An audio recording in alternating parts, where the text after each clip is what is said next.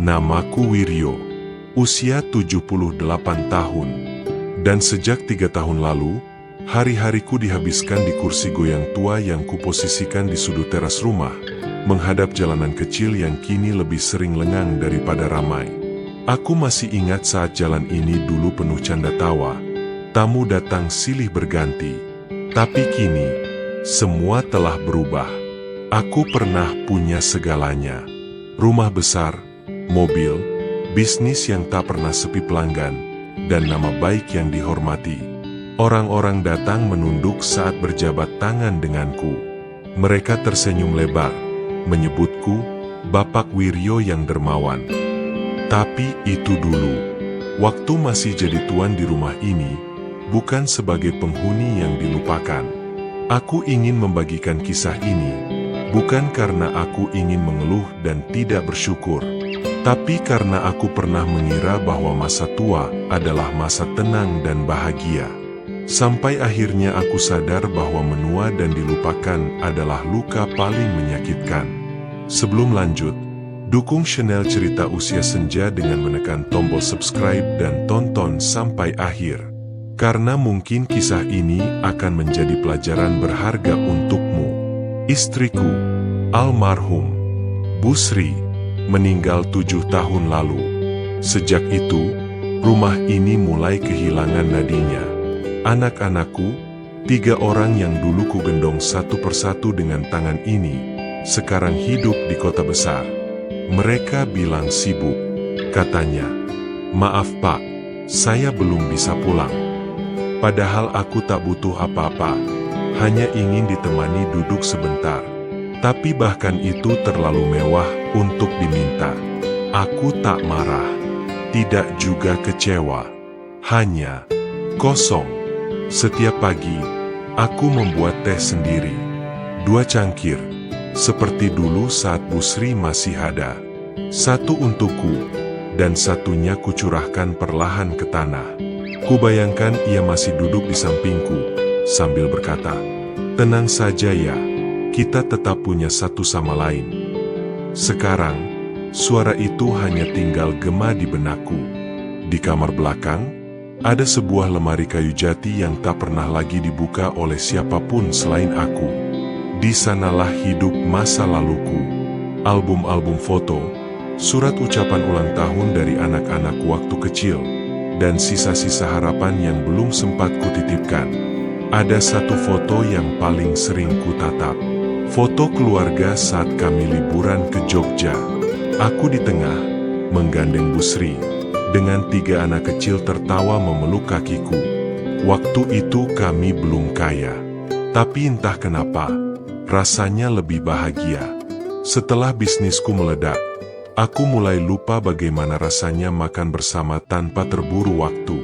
Aku mulai ganti mobil setiap 2 tahun, memberi rumah untuk setiap anak, dan menyekolahkan mereka ke luar negeri. Kupikir, semua itu cukup jadi tanda cinta seorang ayah.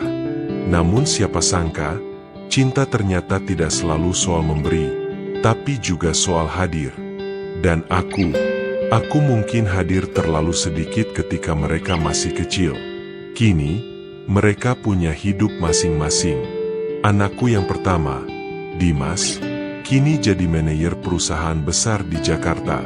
Sudah 5 tahun tak pulang. Yang kedua, Rini, tinggal di luar negeri. Sesekali video call, itu pun sering buru-buru. Dan si bungsu, Aldi, katanya sibuk dengan proyek startupnya. Saat aku meminta mereka untuk pulang menengokku, mereka selalu berkata, "Nanti ya Pak." Nanti yang entah kapan. Setiap sudut rumah ini seperti museum. Ada suara langkah Bu Sri di dapur yang kini hanya tinggal bunyi bayangan. Ada derit pintu kamar anak-anak yang kini terkunci. Dan ada ruang tamu yang dulu penuh canda, sekarang cuma dihuni debu dan kursi kosong. Kadang malam datang lebih cepat dari yang kuharapkan. Dan ketika lampu kupadamkan, hanya suara detak jam dinding yang menemani. Aku berbicara sendiri.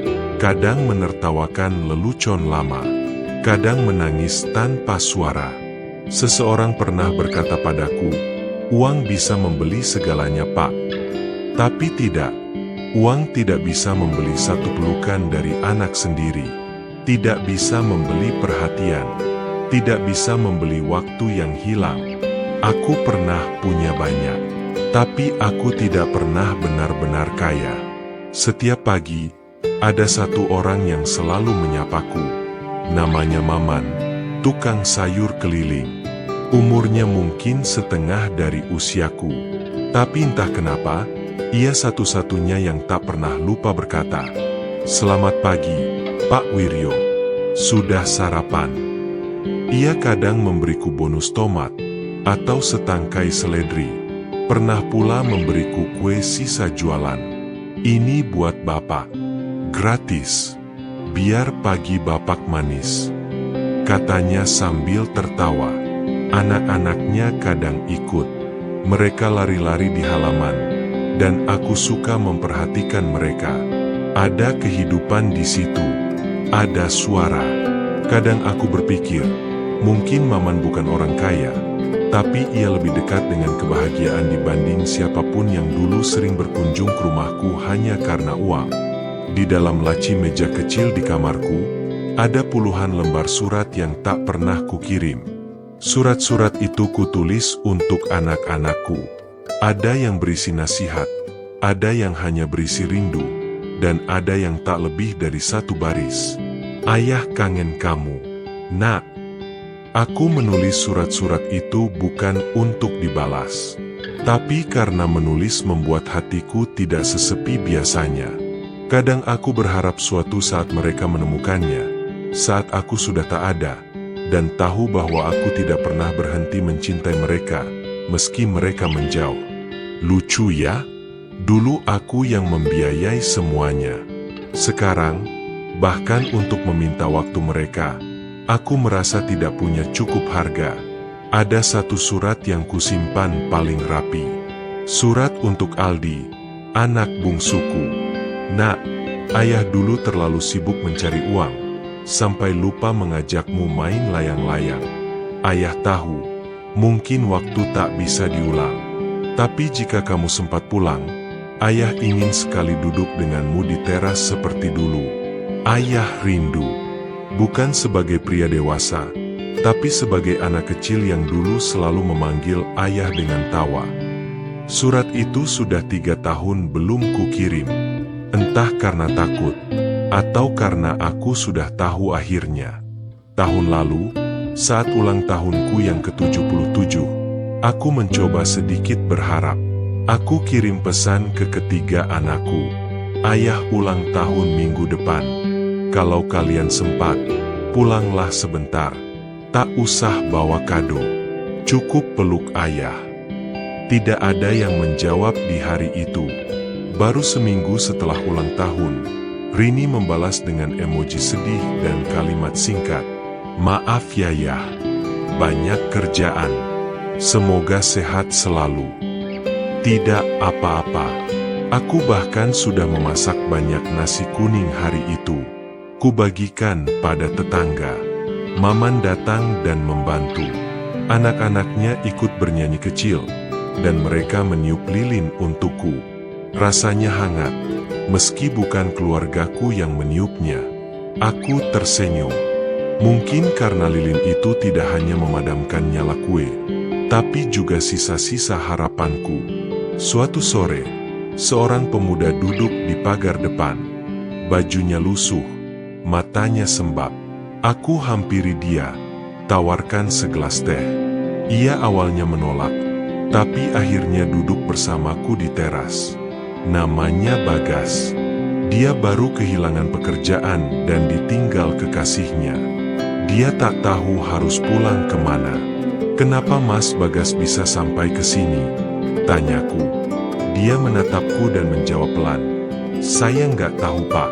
Saya cuma jalan tanpa arah, dan entah kenapa, saya merasa rumah Bapak itu sejuk dan nyaman." Kami berbincang lama tentang kehidupan, luka, dan kehilangan. Ia tertawa pelan saat aku cerita masa mudaku. lalu menunduk saat aku bercerita tentang anak-anakku. Aneh ya Pak, dunia ini kadang tidak adil.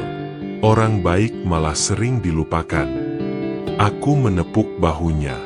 Yang dilupakan bukan selalu karena mereka jahat nak. Kadang, mereka juga terluka. Kita hanya bisa mendoakan, semoga mereka cepat sadar, sebelum semuanya terlambat. Sejak itu, Bagas sering mampir, membawakan gorengan, membantu menyapu halaman, kadang hanya duduk menemani. Dan aku sadar, kadang keluarga tidak harus punya darah yang sama. Tapi cukup hati yang tulus untuk duduk bersama. Ada kalanya, aku berpikir untuk menjual rumah ini. Tapi lalu aku bertanya, akan kemana aku pergi? Di mana lagi aku bisa mengenang semua suara tawa itu? Rumah ini adalah sisa terakhir dari siapa aku dulu. Dindingnya menyimpan suara-suara kecil. Jendela ini dulu dibuka Bu Sri setiap pagi. Lantai ini dulu dipeluk anak-anakku saat mereka jatuh karena belajar berjalan. Kalau rumah ini pergi, aku takut seluruh hidupku juga ikut menghilang.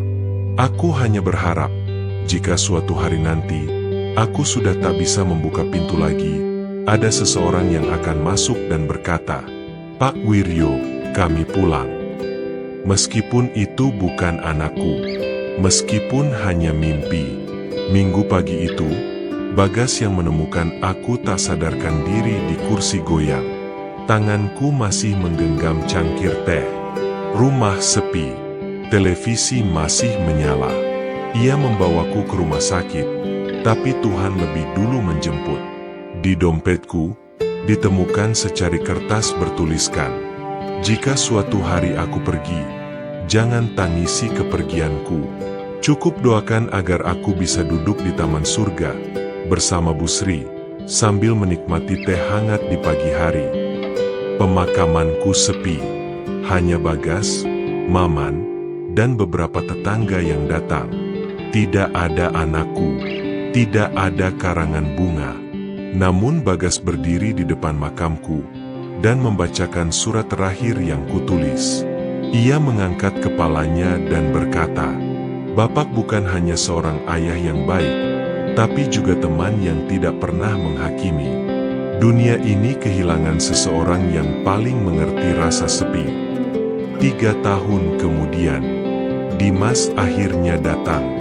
Ia berdiri di depan rumah tua yang kini sudah dimiliki Bagas. Rumah itu tetap sama, hanya lebih bersih dan terawat. Ia mengetuk pintu, dan Bagas membuka. "Apakah ini rumah Pak Wiryo?" tanyanya. Bagas menatapnya lama, lalu mengangguk. "Ayah saya," ucap Dimas dengan suara bergetar. Saya tidak tahu, saya terlalu sibuk." Bagas tak berkata banyak. Ia hanya menyodorkan sebuah kotak kecil. Di dalamnya, ada puluhan surat.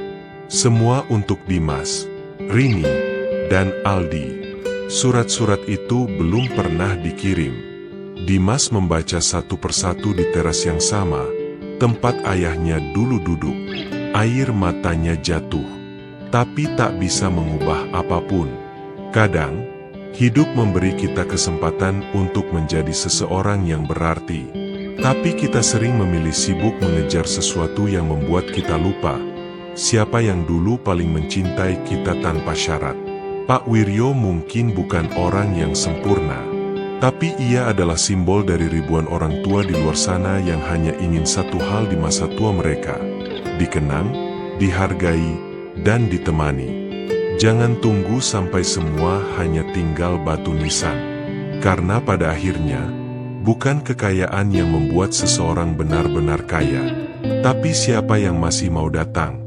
Bahkan saat kita sudah tak punya apa-apa, harta bisa hilang, rumah bisa sepi. Tapi luka karena dilupakan anak sendiri, itu yang paling sulit disembuhkan. Jika cerita ini menyentuh hatimu, jangan lupa subscribe, tinggalkan komentar, dan bagikan ceritamu di kolom bawah. Siapa tahu, kisahmu bisa menginspirasi mereka yang sedang lupa betapa berharganya sosok orang tua. Terima kasih. Salam senja.